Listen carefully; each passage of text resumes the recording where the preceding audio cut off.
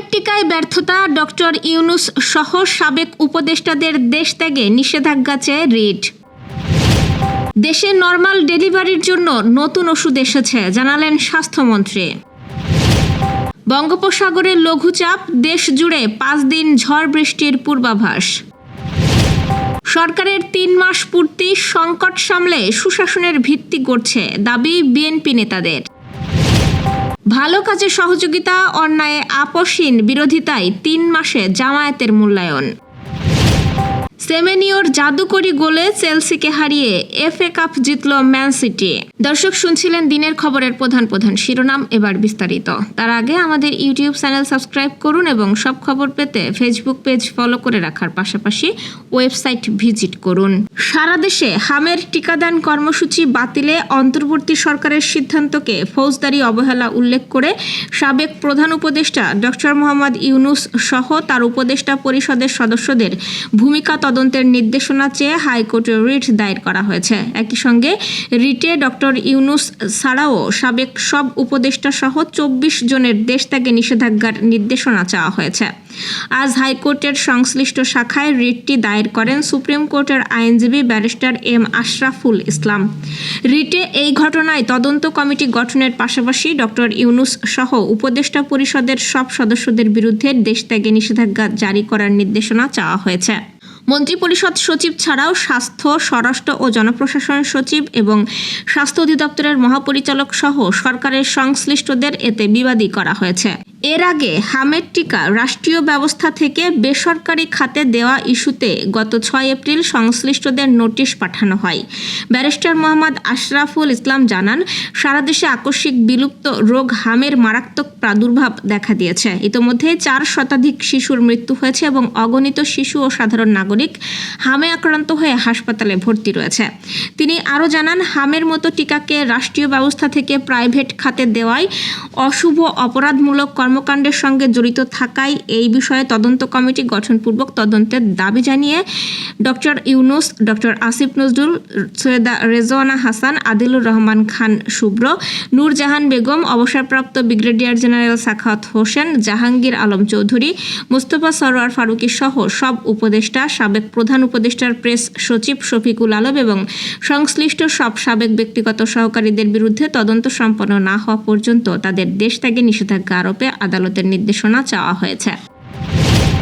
স্বাস্থ্য ও পরিবার কল্যাণ মন্ত্রী সর্দার সাখাওয়াত হোসেন বকুল বলেছেন, দেশে নতুন ওষুধ এসেছে লেবার পেনকে বিলম্বিত করে নরমাল ডেলিভারি করার জন্য। সেই কারণেই 1 লাখ স্বাস্থ্যকর্মী নিয়োগ করতে যাচ্ছি। আপনারা ধৈর্যের সাথে আমাদের চিকিৎসা সেবা পাওয়ার জন্য অপেক্ষা করুন। সকল নাগরিকদের জন্য আমরা স্বাস্থ্যসেবা নিশ্চিত করব ইনশাল্লাহ। শনিবার নরসিংদীর বেলাবো উপজেলা পরিষদ হলরুমে আয়োজিত ফ্যামিলি কার্ড বিতরণ অনুষ্ঠানে প্রধান অতিথির বক্তব্যে এই তথ্য জানান মন্ত্রী। দক্ষিণ পশ্চিম বঙ্গোপসাগর ও তৎসংলগ্ন পশ্চিম মধ্য বঙ্গোপসাগর এলাকায় একটি সুস্পষ্ট লঘুচাপ অবস্থান করছে বলে জানিয়েছে আবহাওয়া অধিদপ্তর। একই সঙ্গে পশ্চিমবঙ্গ ও আশেপাশের এলাকায় আরও একটি লঘুচাপের বর্ধিতাংশ সক্রিয় রয়েছে। পূর্বাভাসে বলা হয়েছে, এই সিনপটিক অবস্থার কারণে দেশের কোথাও কোথাও মৃদু তাপপ্রবাহ অব্যাহত থাকতে পারে। পাশাপাশি আগামী 5 দিন দেশের বিভিন্ন বিভাগে বৃষ্টি ও বজ্রসহ বৃষ্টির সম্ভাবনা রয়েছে। আবহাওয়া অধিদপ্তর জানায়, বর্তমানে মাদারীপুর, লক্ষ্মীপুর, রাজশাহী, পাবনা এবং খুলনা বিভাগের ওপর দিয়ে মৃদু তাপপ্রবাহ বয়ে যাচ্ছে, যা অব্যাহত থাকতে পারে। 17 থেকে 20 মে ময়মনসিংহ ও সিলেট বিভাগে বৃষ্টির প্রবণতা বেশি থাকবে বলে জানানো হয়েছে। একই সময়ে ঢাকা, রংপুর ও অন্যান্য বিভাগেও হালকা থেকে মাঝারি বৃষ্টি হতে পারে এবং কিছু এলাকায় ভারী বর্ষণের শঙ্কা রয়েছে। আবহাওয়া অধিদপ্তর আরও জানিয়েছে, এই সময়ে দিনের তাপমাত্রা কোথাও সামান্য বাড়তে আবার কোথাও কমতে পারে, তবে সার্বিকভাবে তাপমাত্রা বড় ধরনের পরিবর্তন হবে না। পূর্বাভাসে আরও বলা হয়েছে, পরবর্তী 5 দিনের বর্ধিত সময়ে দেশের উত্তর অঞ্চলে বৃষ্টিপাতের প্রবণতা অব্যাহত থাকতে পারে।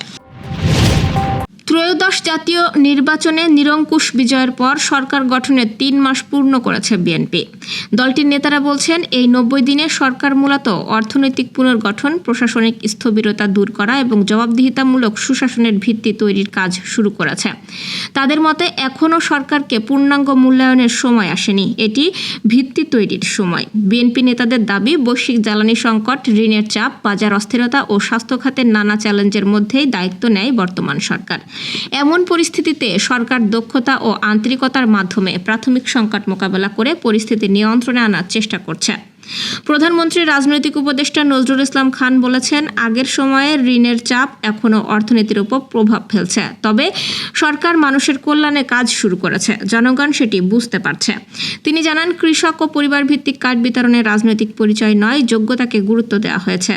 বিএনপি চেয়ারম্যানের উপদেষ্টা মোয়াজ্জেম হোসেন আলাল বলেছেন, বহু বছর অনিয়ম ও দুর্বলতা 3 মাসে দূর করা সম্ভব নয়, তবে প্রধানমন্ত্রীর প্রতিটি মন্ত্রণালয়ে জবাবদিহিতা ও কৈফিয়তের সংস্কৃতি চালু করেছেন, যা ইতোমধ্যেই প্রশাসনে ইতিবাচক প্রভাব ফেলতে শুরু করেছে।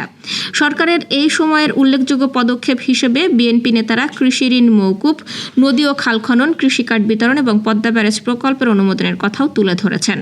এদিকে সম্প্রতি তৃণমূল নেতাকর্মীদের সামনে মন্ত্রীদের জবাবদিহিতার আওতায় আনার ঘটনাকে বিএনপি জবাবদিহিতামূলক বাংলাদেশের আনুষ্ঠানিক সূচনা হিসেবে দেখছে। দলটির দাবি, জনগণের অংশগ্রহণ ও জবাবদিহিতার মাধ্যমে একটি নতুন রাজনৈতিক সংস্কৃতি প্রতিষ্ঠার পথে এগোচ্ছে সরকার। সরকার গঠনের 3 মাস পূর্তিতে বিরোধী দল হিসেবে নিজেদের ভূমিকায় সন্তুষ্ট জামায়াত ইসলামী। দলটির দাবি, জনগণের স্বার্থে সরকারের ভালো উদ্যোগে সহযোগিতা এবং জনবিরোধী সিদ্ধান্তের বিরুদ্ধে তারা সক্রিয় অবস্থানে রয়েছে। স্থানীয় সরকারে প্রশাসক নিয়োগ, চাঁদাবাজি এবং সরকারের কিছু সিদ্ধান্তকে তারা অগণতান্ত্রিক বলেও অভিহিত করেছেন। দলটির নায়েবে আমির অধ্যাপক মুজিবুর রহমান বলেন, দেশের পরিস্থিতি এখনও আশাব্যঞ্জক নয় এবং সুশাসন প্রতিষ্ঠায় দৃশ্যমান উদ্যোগ প্রয়োজন।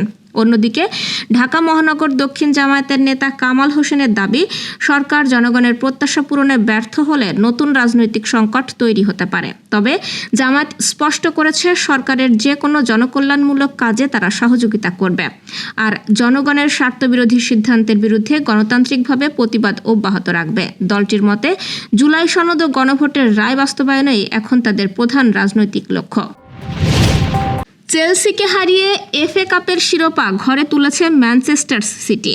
লন্ডনের ঐতিহাসিক ওয়েম্বলি স্টেডিয়ামে অনুষ্ঠিত জমজমাট ফাইনালে পেপ গার্দিওলার দল 1-0 গোলে পরাজিত করে ব্লুজদের। ম্যাচের প্রথমার্ধে দুই দলই বেশ কয়েকটি আক্রমণ করলেও গোলের দেখা মেলেনি। তবে দ্বিতীয়ার্ধে ম্যাচের ভাগ্য গড়ে দেন ঘানার ফরওয়ার্ড। 72তম মিনিটে আর্লিং হাল্যান্ডের ক্রস থেকে দারুণ এক ব্যাক হিল গোলে চেলসির জালে বল জড়ান তিনি। তার এই দুর্দান্ত গোলেই শিরোপা নিশ্চিত হয় সিটির। চেলসিও ম্যাচে ফেরার চেষ্টা করেছিল।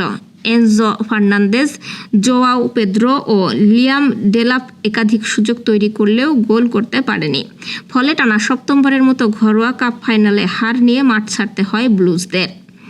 এই জয়ের মাধ্যমে চলতি মৌসুমে দ্বিতীয় ট্রফি জিতল ম্যান সিটি। এর আগে মার্চে লিগ কাপও জিতেছিল গার্দিওলার শিষ্যরা। ম্যাচ শেষে বিদায়ী অধিনায়ক বার্নার্ডো সিলভা বলেন, এই শিরোপা দলের জন্য খুবই বিশেষ এবং প্রিমিয়ার লিগে জয়ের স্বপ্ন এখন বেঁচে আছে। অন্যদিকে চেলসির জন্য এই হার আরও বড় হতাশা হয়ে এসেছে। নতুন ফুল টাইম কোচ খোঁজার মধ্যে ইউরোপিয়ান ফুটবলে খেলার সম্ভাবনা আরও কঠিন হয়ে গেল লন্ডনের ক্লাবটির জন্য। দর্শক, এই ছিল দুপুরের আয়োজন। সন্ধ্যার খবর দেখার আমন্ত্রণ রইল। এতক্ষণ সাথে থাকার জন্য ধন্যবাদ।